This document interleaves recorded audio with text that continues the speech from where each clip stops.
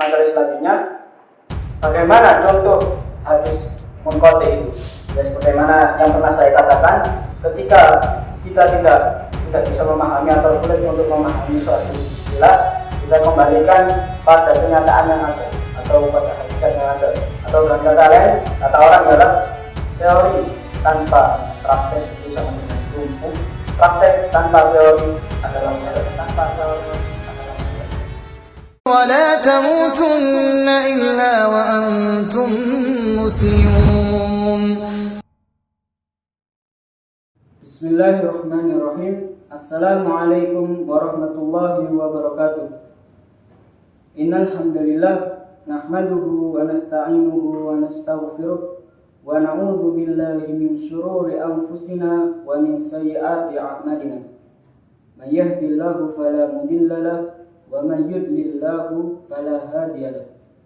Asyhadu an la ilaha illallah wa asyhadu anna Muhammadan abduhu wa rasuluh. La nabiyya wa la rasula ba'da. Pertama-tama, tiada kata yang pantas kita ucapkan kecuali bersyukur kepada Allah Subhanahu wa taala. Karena dialah Tuhan yang telah memberikan kita kehidupan hingga detik ini dengan kehidupan dunia yang dipenuhi dengan perlengkapan atau sumber daya yang banyak sekali, yang dimana kalau kita menghitung sekali nikmatnya, kita tidak akan mampu untuk menghitungnya. Kedua, salat serta salam tetap kita haturkan kepada Nabi kita, Nabi Muhammad SAW, seorang suri tauladan kita, seorang yang berjuang mati-matian mengorbankan jiwa, raga, serta harta ataupun yang lainnya untuk menegakkan dinullah, yakni ad-dinul Islam, siratal mustaqim. Dan pada kesempatan kali ini saya diberi amanah untuk kembali mengisi pada channel Pemuda Persis Jawa Timur sebagai kelanjutan dari penjelasan mustalah hadis pada segi mardud, terputusnya sanad. Ya, pada sebelumnya saudara Sani telah menjelaskan mengenai hadis mu'dhal beserta contohnya. Nah, pada kesempatan kali ini saya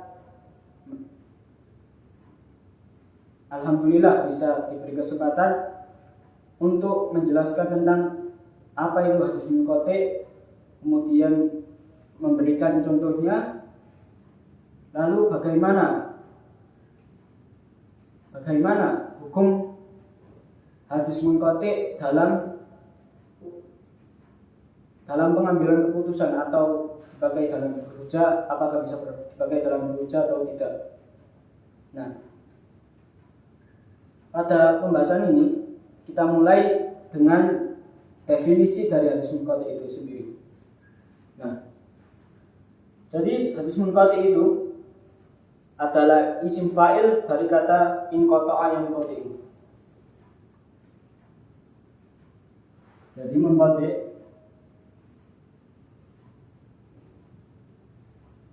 adalah isim fa'il dari apa? Dari inqata'a.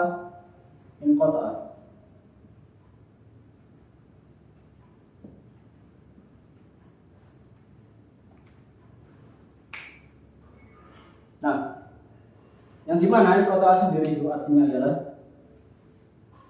yang menjadi putus,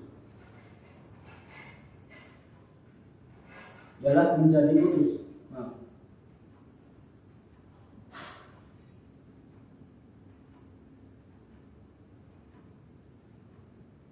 atau dengan kata lain terputus.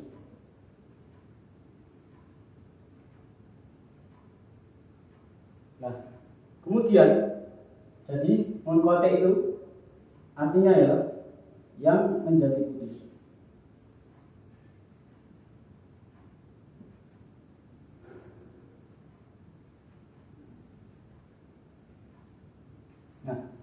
Setelah kita mengetahui apa itu munqati' secara bahasa, kemudian kita berlanjut pada segi, yaitu apa itu munqati' secara istilah. Jadi munqati' secara istilah ialah wa ma saqata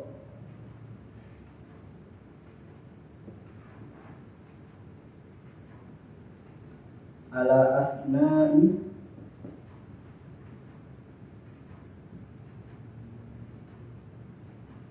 isnadihi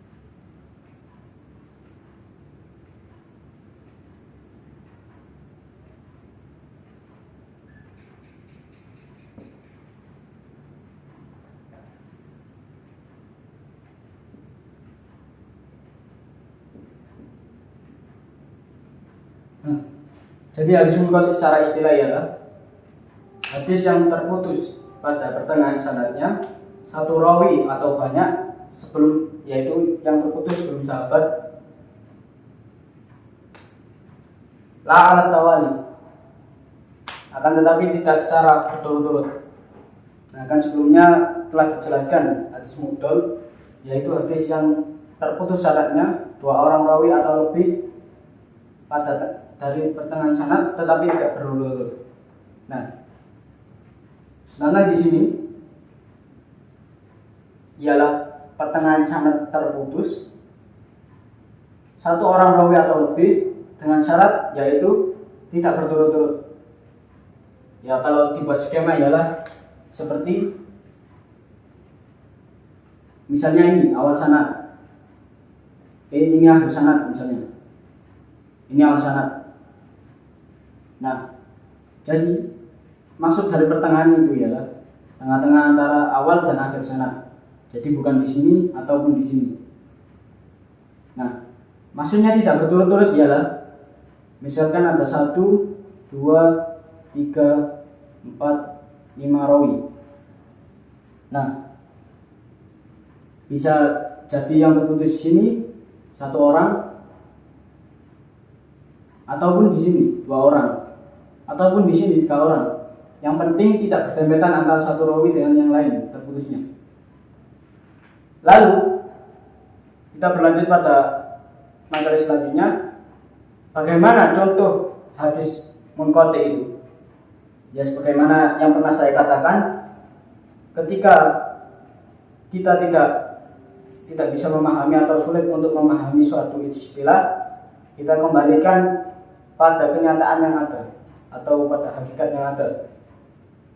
Atau dengan kata lain, kata orang ialah teori tanpa praktek itu sama dengan lumpuh. Praktek tanpa teori adalah buta. Dan di sini saya telah mengambil referensi dari kitab tazkirnya Ustaz Salam Ustaz, di mana pada hadis riwayat Ibnu Majah berbunyi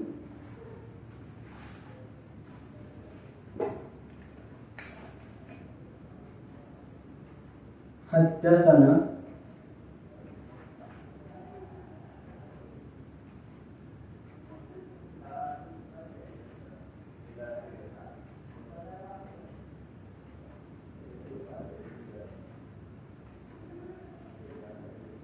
Hashim bin Amr, haddatsana Al-Walid bin Muslim,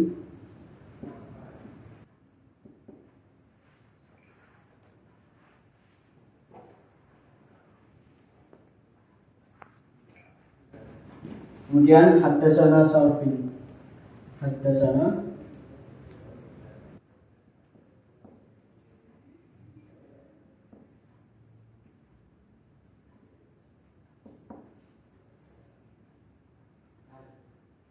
haddatsana Sa'd bin Yazid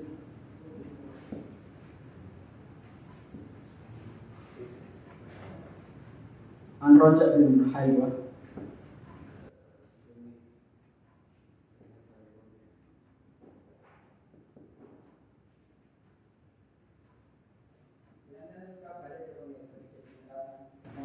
kemudian berlanjut pada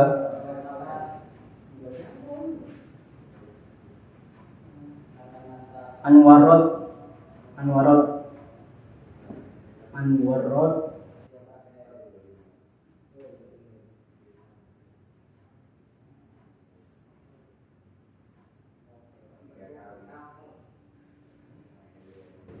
Katibil Mughirah.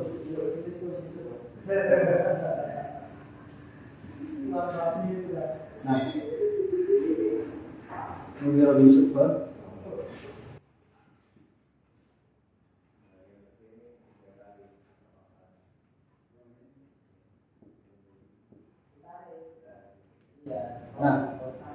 kemudian dia mendapatkan dari Mughirah bin Syu'bah.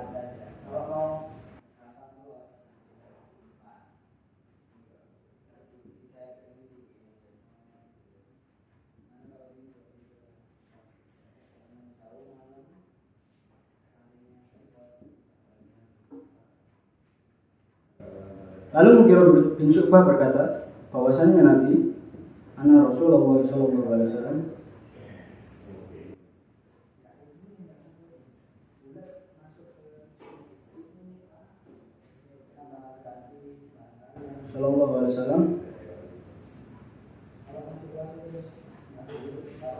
masaha a'la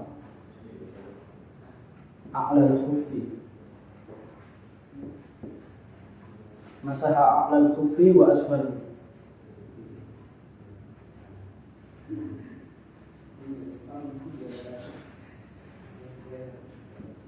Ya. Jadi inti dari hadis ini adalah bahwasanya Nabi Shallallahu Alaihi Wasallam itu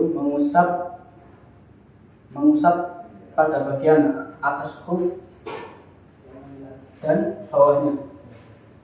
Ya. Lalu bagaimana dengan status hadis ini? Kita jabarkan seperti ini saja.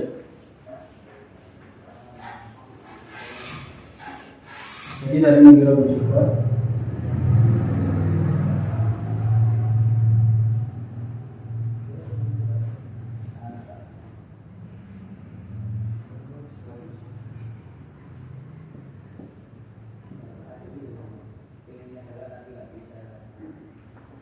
lanjut ke Warad, yaitu dia adalah penulisnya dari Mughirah.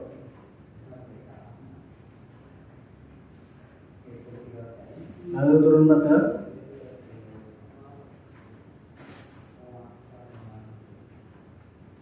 Raja' bin Haywah.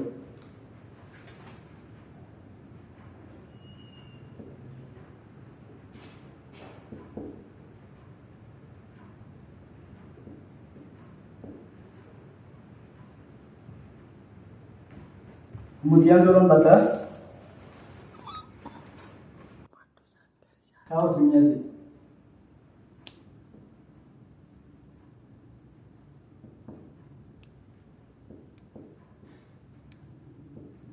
Kemudian Al-Walid bin Muslim.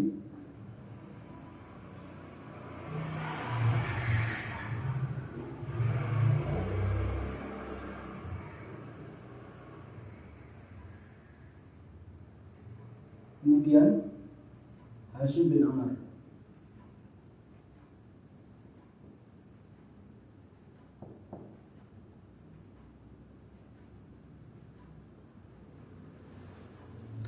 Kemudian baru Ibnu Majah.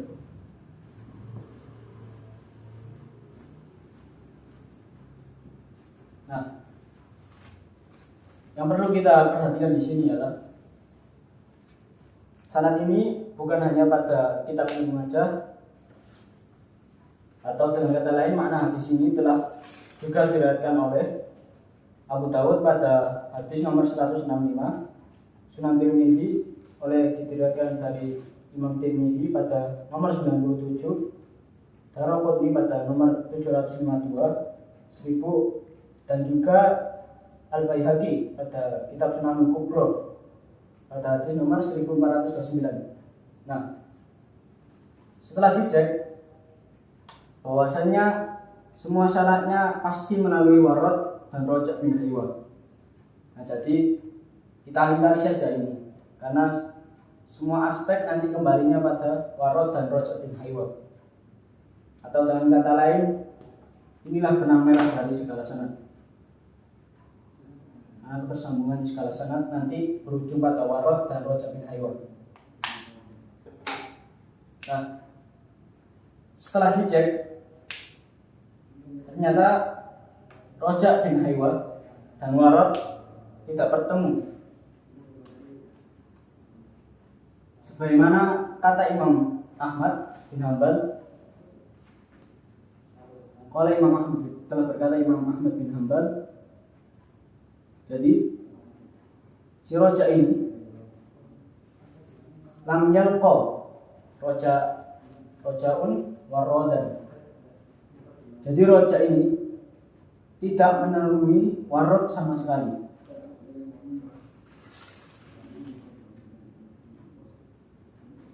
Nah, dengan kata lain, rojak bin Haywa ini pasti tidak mendapatkan hadis dari warad.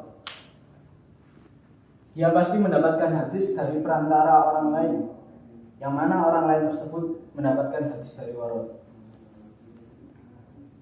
Nah, dari gambaran seperti ini kita ambil kesimpulan bahwasanya di sini ada orang yang tidak diketahui, atau dengan kata lain tanda tanya baru bersambung ke rojak. Nah, inilah contoh tentang kejadian yang dimana para ahli hadis menamakannya dengan kejadian hadis munqati'. Nah, pada pembahasan selanjutnya, lalu bagaimanakah hukum dari hadis munqati' itu? Bagaimanakah hukum dari hadis munqati' itu? Apakah bisa dipakai untuk berhujjah atau tidak? Ya, para ulama hadis telah bersepakat bahwasanya hadis munqati' secara asal tidak bisa digunakan dalam berhujjah, atau dengan kata lain dhaifun mardudun. Nah, dhaif dan tertolak, jadi tidak bisa dipakai berhujjah. Karena apa? Karena ketidaktahuan para ulama terhadap rawi yang hilang pada sanad tersebut. Nah, karena ketidaktahuan itu, jadi para ulama telah bersepakat bahwasannya hadis itu, atau dengan kata lain kita curigai, bukan berasal dari Nabi Muhammad SAW, sampai datang penguat dari sanad lain atau syahid dari sanad lain. Nah, jadi untuk sementara hadis ini kita simpan, kita tidak gunakan untuk berhujjah terlebih dahulu hingga datang penguat hadis dari hadis sanad atau sanad yang lain. Ya, mungkin pada kesempatan kali ini kita akhiri. Kurang lebihnya saya mohon maaf. Apabila ada salah kata, saya mohon maaf. Wabillahi taufiq wal hidayah. Assalamualaikum warahmatullahi wabarakatuh.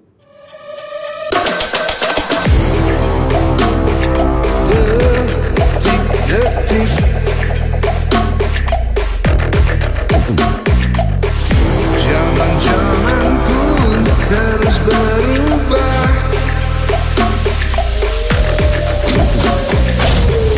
Takkan ada yang abadi.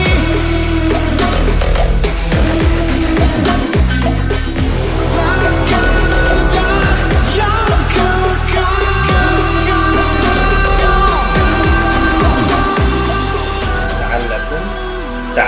Bukhari tidak menyebutkan sanadnya. Ilmu mantik ini adalah ilmu logika yang benar. Menurutlah ilmu dari buayan ibu kita sampai ke liang lahat. Itu bayyina linnas bukan Umat Islam lil hayawan. mulai terlena dengan dunia sehingga bagaimana kita sebagai seorang pemuda bisa bermanfaat. An-nasu laisal ilma kal bahaim.